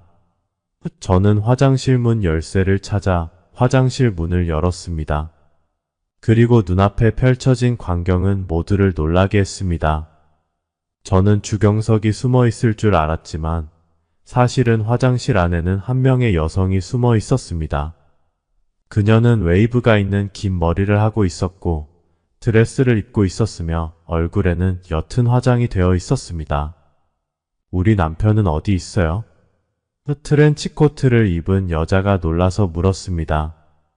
그러자 제 아내는 억울한 표정으로 트렌치코트 여자에게 소리쳤습니다. 당신 남편을 왜 우리 집에서 찾아요? 여기 남자가 어디 있어요? 당장 나가세요. 트렌치코트 여자는 얼굴이 새빨개지며 민망해했고 너무 부끄러워 아무 말도 하지 못한 채 아내에게 사과하려다 결국 입을 다물고 황급히 떠났습니다. 그녀가 떠나자 침실 안은 다시 조용해졌고 저는 그제야 그 여성을 자세히 살펴보았습니다. 그녀는 어색한 미소를 지으며 서 있었습니다. 저는 어리둥절했습니다. 이 사람이 남자가 아니었어? 왜 여자로 바뀐 거야? 당혹스러운 제 질문에 아내는 잠시 침묵을 지키다 갑자기 얼굴이 붉어지며 격렬하게 반응했습니다. 아내는 갑자기 제 뺨을 세게 때리며 눈물을 흘렸습니다. 그녀는 너무나도 억울해 보였습니다. 저는 여전히 상황을 완전히 이해하지 못했지만 아내의 표정을 보고 나서야 제가 아내를 오해했다는 것을 깨달았습니다. 미안해. 정말 미안해. 내가 오해했어. 제발 날 용서해줘. 저는 아내를 꼭 끌어안으려고 했지만 아내는 저를 힘껏 밀어내며 눈물을 흘리며 억울함을 토로했습니다. 당신 어머니가 사기를 당한 후 우리 집은 4천만 원의 빚에 시달렸어요. 당신은 멀리 지방으로 가서 일해야 했고 우리 둘은 한 달에 2번밖에 만날 수 없었어요. 난 당신이 그렇게 힘들어하는 걸 보고 싶지 않았고 당신을 돕고 싶었어요. 그래서 자존심을 버리고 피팅 모델 일을 했던 거예요. 내 몸이 다른 사람들에게 노출되는 게 얼마나 힘들었는지 알아요? 하지만 이 모든 게 당신과 우리 가정을 위해서였어요. 그런데도 당신은 내가 바람을 피웠다고 의심했어요. 우리가 결혼한 지 이렇게 오래됐는데 내가 한 번이라도 당신을 배신한 적이 있나요? 당신은 사람도 아니야. 아내의 말이 끝나기도 전에 저는 그녀의 억울함을 이해했지만 제 마음도 너무나 억울했습니다. 저는 변명했습니다. 방금 전에 당신이 그 남자의 다리 사이에 앉아 그의 바지 지퍼를 내리는 걸 봤어. 그래서 당신이 나를 배신한 줄 알았어. 아내는 화난 목소리로 대답했습니다. 그건 단지 마사지 하려던 것뿐이에요. 더 많은 돈을 벌기 위해서였어요. 그 사람이 여자라는 걸 몰랐어요. 저는 어리둥절한 표정으로 고개를 끄덕였고 아내는 다시 소리쳤습니다. 이 모든 건 다 우리를 위해 한 건데 당신은 나를 의심했어요. 나는 정말 당신에게 실망했어요. 더 이상 당신을 보고 싶지 않아요. 아내는 눈물을 흘리며 화가 나서 집을 뛰쳐나갔습니다. 저는 그 자리에 멍하니 서 있었습니다. 방 안은 정막이 흘렀고 그 여자는 조용히 밖으로 나갔습니다. 저는 제 앞에 펼쳐진 모든 일이 꿈인지 현실인지 분간할 수 없었습니다. 아내를 오해한 것에 대한 죄책감과 그녀가 했던 모든 희생을 생각하니 가슴이 먹먹해졌습니다. 하지만 동시에 그 상황이 너무 혼란스럽고 아내의 행동이 여전히 이해되지 않았습니다. 냉정을 되찾고 방금 일어난 일을 곰곰이 생각해보니 아내가 사진작가와 사적인 사진을 찍을 때 분명히 사진작가는 남자의 목소리를 가지고 있었고 그들의 대화도 남녀 사이의 대화처럼 들렸습니다. 그런데 사진작가가 안방 화장실에 들어가 3분도 안 되어 갑자기 여자로 변한 것은 이해가 되지 않았습니다. 그리고 트렌치코트를 입은 여자가 찾아왔을 때 그녀는 남편이 분명히 우리 집에 있다고 확신하는 듯 했습니다. 하지만 결과적으로 사진작가는 여자가 되어 있었습니다. 뭔가 이상했습니다. 이 안에 분명히 무언가 숨겨진 비밀이 있을 것입니다. 이 일은 단순하지 않으며 아내는 이 일의 내막을 알고 있을 가능성이 높습니다. 하지만 그녀는 저에게 말해주지 않을 것입니다. 이 문제를 해결하려면 트렌치코트를 입은 여자를 찾아야 했습니다. 그녀에게 이 모든 것이 어떻게 된 일인지 물어봐야겠습니다. 문제는 제가 그녀의 연락처도 모르고 이름도 모르며 어디에서 일하는지도 모른다는 것입니다. 어디서 그녀를 찾아야 할까요? 그래서 저는 집에서 사진작가에 대한 무언가를 발견할 수 있지 않을까 싶어 새벽까지 방 안을 이리저리 뒤적거리다가 누군가 문을 두드리는 소리를 들었습니다. 아내가 돌아온 줄 알고 기쁜 마음으로 문을 열었지만 아무도 없었습니다. 누가 이런 장난을 치는 거야? 저는 큰 소리로 외치며 한쪽에 있는 야구 방망이를 집어들고 언제든지 싸울 준비를 했습니다. 진정해요, 저예요. 트렌치코트를 입은 여자가 한쪽에서 머리를 내밀며 말했습니다. 그녀를 보자 반가운 마음이 들었습니다. 그녀를 어디서 찾아야 할지 걱정하고 있었는데 이렇게 스스로 나타나 주다니 정말 다행이었습니다. 당신 아내는 집에 없죠? 그녀가 조용히 물었습니다. 없어요 라고 대답하자 트렌치코트 여자는 당당하게 제 앞에 다가와 말했습니다.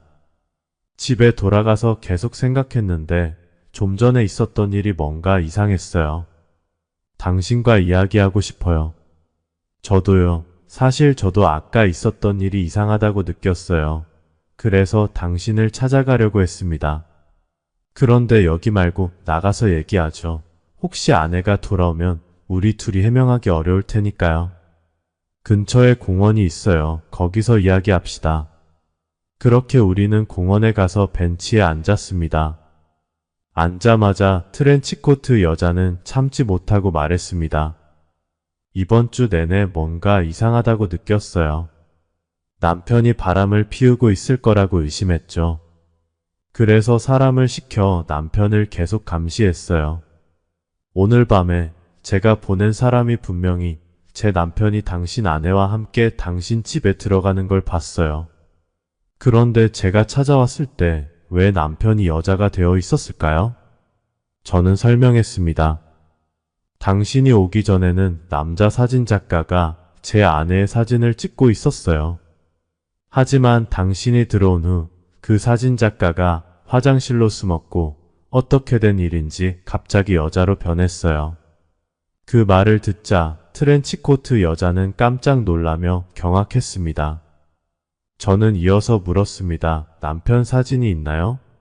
한번 보여주세요.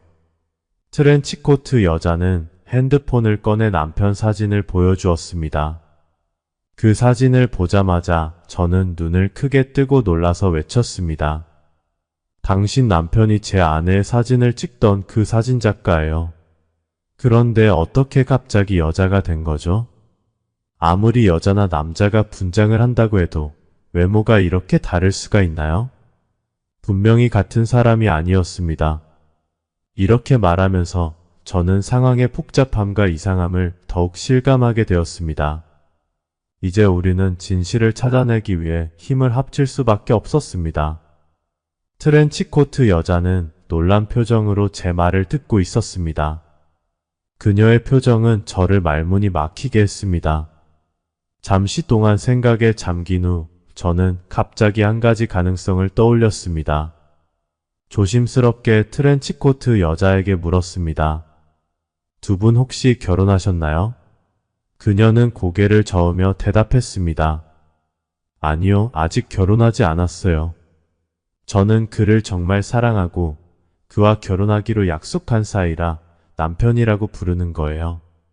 저는 다시 물었습니다. 그럼 혹시 두 분 잠자리를 가진 적이 있나요?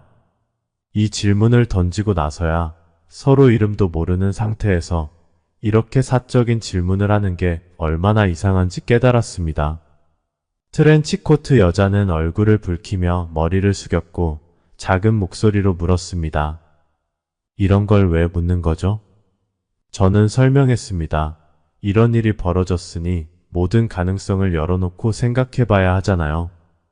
이 질문을 하는 이유는 사건의 진실을 밝혀내기 위해서예요. 솔직히 대답해주세요. 그러자 트렌치코트 여자는 솔직히 대답했습니다. 네, 남편과 당연히 관계를 했죠.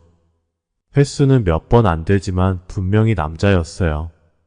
저는 올해 31이고 그 전에 남자친구도 3명이나 사귀었기 때문에 그 정도는 판단할 수 있어요. 그녀의 말을 듣고 저는 다시 추측할 수밖에 없었습니다. 다음은 더 민감한 질문이긴 한데 꼭 답변 부탁드립니다. 당신과 남편이 관계 시 맨정신인 상태였나요? 저는 다시 그녀에게 질문했습니다. 그녀는 약간 민망한 표정으로 저를 보며 이걸 왜 물어요? 잠시만요. 제가 한번 생각해 볼게요. 조금 의아한 점이 있긴 해요. 남편은 매번 술을 먹고 냄새 좋은 향을 피우고 샤워를 30분 넘게 하고 준비된 분위기에서만 하려고 해요.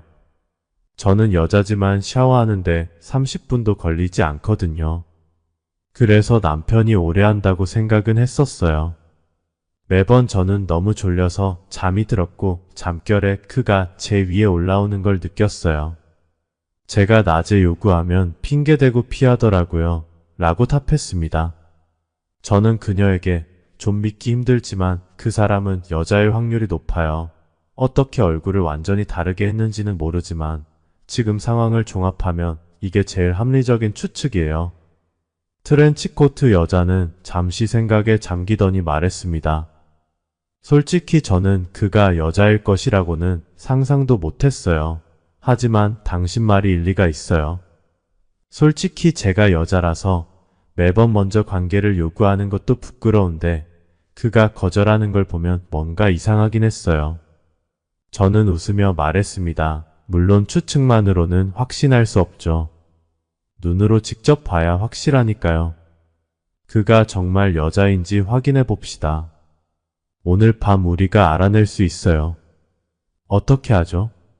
트렌치코트 여자가 물었습니다. 오늘 밤 그와 함께 잠자리를 시도해 보세요. 제가 대답했습니다.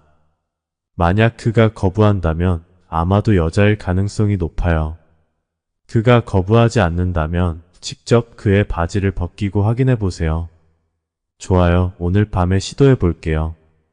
트렌치코트 여자는 그렇게 말하고 자리를 떠났습니다. 떠나기 전 우리는 서로의 연락처를 교환했고 우리는 이 사건의 진실을 파헤치기 위해 상황이 있을 때마다 수시로 연락을 주고받기로 했습니다. 이때 비로소 트렌치코트 여자의 이름이 장혜진이라는 걸 알게 되었습니다. 저는 이제 장혜진의 남편이 여장 남자일 것이라고 확신했습니다.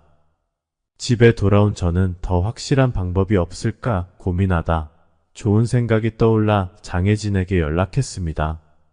저는 장혜진에게 계획을 설명했습니다.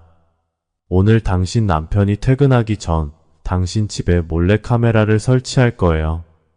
이 카메라는 휴대폰에 연동되어 제가 실시간으로 확인할 수 있어요. 그리고 저는 당신 집 다른 방에 잠입해 있으면서 실시간으로 문자로 상황을 얘기해 줄게요. 당신은 남편이 돌아왔을 때 다시 잠자리를 시도해 보세요. 그때 저는 그가 어떻게 행동하는지 관찰할 거예요. 이번엔 그가 무슨 술수를 부리는지 두고 보죠. 장혜진과 남편이 함께 침대에 있는 모습을 제가 몰카로 지켜보는 건 그녀에게 아주 민망한 일이었을 겁니다. 장혜진은 마음속으로 원치 않았지만 진실을 밝혀내기 위해 마지못해 고개를 끄덕였습니다. 좋아요. 당신이 말한 대로 하죠. 그렇게 장혜진은 계획에 동의했고 저는 그녀의 집에 들어갔습니다. 저는 작은 배낭을 메고 있었고 그 안에는 작은 몰래카메라와 휴대폰, 그리고 호신용 스프레이, 수갑, 밧줄, 야구 방망이, 물티슈 같은 다양한 도구들이 들어 있었습니다. 장혜진의 부모님은 부유한 상인이었고 그녀는 이름만 대면 알만한 비싼 50평 넘는 아파트에 살고 있었습니다. 방이 많아서 제가 숨기엔 충분했습니다. 저는 장혜진의 방과 거실, 주방, 그리고 화장실까지 몰래 카메라를 설치하였습니다. 우리는 모든 준비를 마치고 장혜진의 남편이 퇴근하기를 기다렸습니다. 이젠 진실을 밝혀낼 시간이 다가오고 있었습니다. 오후 6시 그녀의 남편이 집으로 돌아왔습니다. 그가 집에 들어서자마자 장혜진은 그를 애무하고 키스하며 매우 원하고 있다는 모습을 보였습니다. 심지어 그의 바지를 벗기려 했습니다. 남편은 난감한 표정을 지으며 여러 가지 핑계를 대며 수차례 거절했습니다. 하지만 장혜진이 끈질기게 매달리자 남편은 결국 어쩔 수 없다는 듯이 와인을 같이 한잔하고 들어가자고 제안했습니다. 그리고 와인을 마시고는 또 배가 아프다며 나 화장실 가서 큰일 보고 올게. 넌 방에서 기다려. 라고 말했습니다. 장혜진은 침실로 돌아갔습니다. 그가 화장실에 들어간 후 곧바로 다시 나와 서랍에서 향을 하나 꺼내 불을 붙였습니다. 그리고 그 향을 장혜진의 침실 문 앞에 두고는 다시 화장실로 들어가 큰일을 보는 척했습니다. 그의 모든 행동은 제 감시하에 있었습니다. 저는 즉시 장혜진에게 메시지를 보냈습니다. 그가 또 당신 방 앞에 향을 피웠어요. 그게 아마도 수면제일 거예요. 물수건으로 코와 입을 막아요. 그리고 그가 화장실에 간다고 한 건 핑계일 뿐이에요. 조금만 기다리면 진실이 밝혀질 거예요. 제가 몰래카메라에 연동된 휴대폰을 확인하니 주경석은 화장실에서 물을 털어놓고 그냥 변기에 앉아있기만 했고 계속 시계만 보고 있었을 뿐이었습니다. 20분 후 그는 화장실에서 나와 몰래 침실로 다가갔습니다. 저는 장혜진에게 또 다른 메시지를 보냈습니다. 그가 상황을 살피러 가고 있어요. 자는 척 하세요. 장혜진은 저의 지시에 따라 행동했습니다.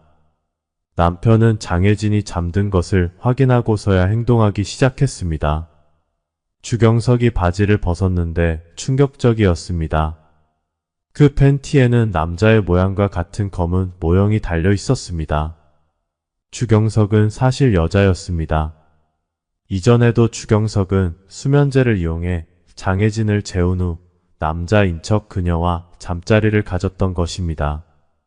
진실이 밝혀졌으니 더 이상 숨을 필요가 없었습니다. 저는 즉시 밖으로 뛰쳐나갔습니다. 주경석은 발소리를 듣고 급히 뒤를 돌아보았고 제가 다가오는 것을 본 순간 그가 아직 반응하기도 전에 저는 이미 그녀에게 달려가고 있었습니다. 강한 발차기로 그녀의 배를 가격했고 그녀는 3-4m나 날아가 바닥에 쓰러졌습니다. 고통스러워하며 바닥에 누운 채로 신음소리를 냈습니다. 저는 수갑을 꺼내 주경석의 손을 채웠습니다. 이제 이 사람은 완전히 제압되었습니다. 그때 장혜진은 화가 난 채로 말없이 주경석의 다리 사이를 확인하였습니다. 그녀가 착용하고 있던 가짜를 확인했습니다. 주경석은 여성이었고 그 가짜 물건을 이용해 남자로 가장해 왔던 것입니다. 장혜진이 그녀의 옆으로 다가와 분노에 찬 목소리로 외치며 주경석의 얼굴을 세게 때렸습니다. 난 너를 진심으로 사랑했는데 왜 날 속였어? 이렇게 하는 게 날 배신하는 거야. 너 이게 나한테 할 짓이야? 주경석은 이 상황에서 더 이상 숨길 필요가 없다는 것을 깨달았습니다. 그녀는 쓴웃음을 지으며 천천히 입을 열었습니다. 난 몸은 여자지만 어릴 때부터 남자가 되고 싶었어. 그래서 많은 시간 동안 스스로를 남자라고 생각했어. 널 속인 건 사실이지만 널 사랑한 것도 사실이야. 물론 난 좀 바람둥이야. 난 너만 좋아한 게 아니라 저기 있는 그의 아내도 좋아해. 그녀는 손가락으로 저를 가리켰습니다. 저는 화가 나서 물었습니다. 당신 내 아내와 무슨 일이 있었던 거야? 주경석은 사실대로 대답했습니다. 그녀는 나의 사적인 모델일 뿐만 아니라 가끔은 나와 잠자리도 가졌어. 아내가 너와 잠자리를 가졌다고? 저는 믿을 수 없다는 표정으로 물었습니다. 아내와 결혼한 지 몇 년이 되었고 아내는 성적으로 정상적인 성향을 가진 사람이라고 생각했기 때문입니다. 주경석은 계속해서 설명했습니다. 당신 어머니가 사기를 당한 후 당신 집에 많은 빚이 생겼잖아. 당신 아내는 당신이 너무 힘들어하는 걸 보고 도와주고 싶어 했어. 나는 남자 옷을 입고 다니지만 본질적으로 여자야. 당신 아내에게 내가 여자라는 건 바람으로 느껴지지 않았을 거야. 물론 그녀도 이런 일을 원하지 않았겠지만 나는 그녀에게 많은 돈을 주었어. 결국 그녀는 돈을 벌기 위해 당신 빚을 갚기 위해 이런 일을 한 거야. 이 말을 듣고 제 가슴속 깊은 곳에서 강한 자책감이 밀려왔습니다. 아내가 저를 돕기 위해 이런 일을 했다는 것을 알고 그녀에게 화를 낸 것에 대해 후회가 되었습니다. 그리고 그녀가 얼마나 고통스러웠을지 생각하니 마음이 아팠습니다. 이것은 제 책임이고 제 무능함 때문입니다. 이제 추경석은 이미 제압되었고 남은 일은 장혜진에게 맡기기로 했습니다. 장혜진은 추경석을 사기죄로 경찰에 고소하였습니다. 저는 급히 휴대전화를 꺼내 아내에게 전화를 걸었습니다. 그전에는 꺼져 있던 아내의 휴대전화가 연결되었습니다. 여보, 돌아와줘. 그 사람이 여자라는 걸 알았어. 당신과 그녀 사이에 있었던 일도 다 이해해. 당신을 탓하지 않을게. 내가 무능해서 미안해. 여보 사랑해. 지금 어디야? 내가 데리러 갈게. 아내는 잠시 멈칫하더니 한참을 침묵한 후 조심스럽게 말했습니다. 그 사람이 여자라면 내가 그녀와 잔 건 바람이 아닌 거죠. 맞죠? 맞아. 저는 확고하게 대답했습니다. 아무런 망설임 없이 아내에게 확신을 주었습니다. 아내는 다시 물었습니다. 그럼 나중에 이 일 때문에 나를 싫어하지 않을 거죠? 당신은 바람을 피운 게 아니잖아. 내가 왜 싫어하겠어? 그냥 여자친구랑 잠을 잔 것뿐이라고 생각해. 당신도 나 사랑하지? 돌아올 거지? 아무 일도 없었던 걸로 하자.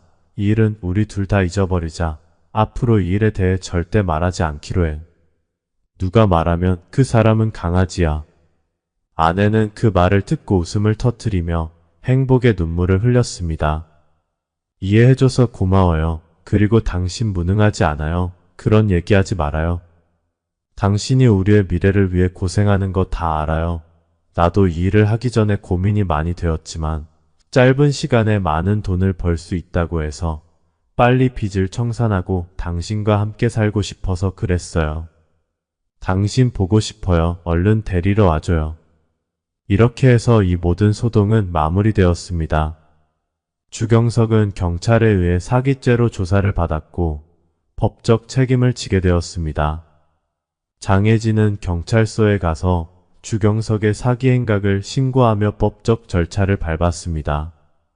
주경석은 사기와 관련된 혐의로 수사를 받았고 사법적인 처벌을 받았습니다. 저와 아내는 관계를 회복하기 위해 최선을 다했습니다. 아내와 함께 더 많은 시간을 보내며 서로의 감정을 이해하고 지지했습니다. 아내는 그동안 주경석과 함께 일하며 1,000만 원을 벌었고 저도 열심히 일하면서 한 푼이라도 아껴가며 집안의 빚을 갚아나갔습니다. 그렇게 6개월 후 우리는 모든 빚을 청산할 수 있었습니다. 빚을 다 갚고 나니 더 이상 아내를 떠나 멀리서 일하며 아내와 떨어져 살 필요가 없었습니다. 저는 다시 우리가 사는 도시로 돌아와 일하게 되었습니다. 3년 전 아내는 마침내 다시 임신을 하게 되었습니다. 저는 아내의 유산이 걱정되어 어린이집 교사 일을 그만두라고 권했습니다. 아내는 제 조언을 받아들이고 일을 그만두었고 덕분에 아이를 무사히 출산할 수 있었습니다. 아내는 저를 닮은 예쁜 딸을 낳았고 지금은 집에서 딸을 돌보며 간간히 온라인 쇼핑으로 수입을 벌고 있습니다. 저 역시 직장에서 열심히 일한 덕분에 진급을 하였고 수입도 많이 늘었습니다. 우리는 둘째 아이를 계획하고 있으며 더 좋은 교육 환경을 제공하기 위해 돈을 모아 지금보다 더 좋은 곳으로 이사할 계획을 세우고 있습니다. 현재 우리 가족은 평온하고 행복한 일상을 보내고 있으며 서로에 대한 신뢰와 사랑을 바탕으로 더 나은 미래를 꿈꾸고 있습니다. 오늘의 사연은 여기까지입니다. 구독, 좋아요, 알림 설정 부탁드립니다. 더욱 재밌는 사연으로 찾아뵙겠습니다. 감사합니다.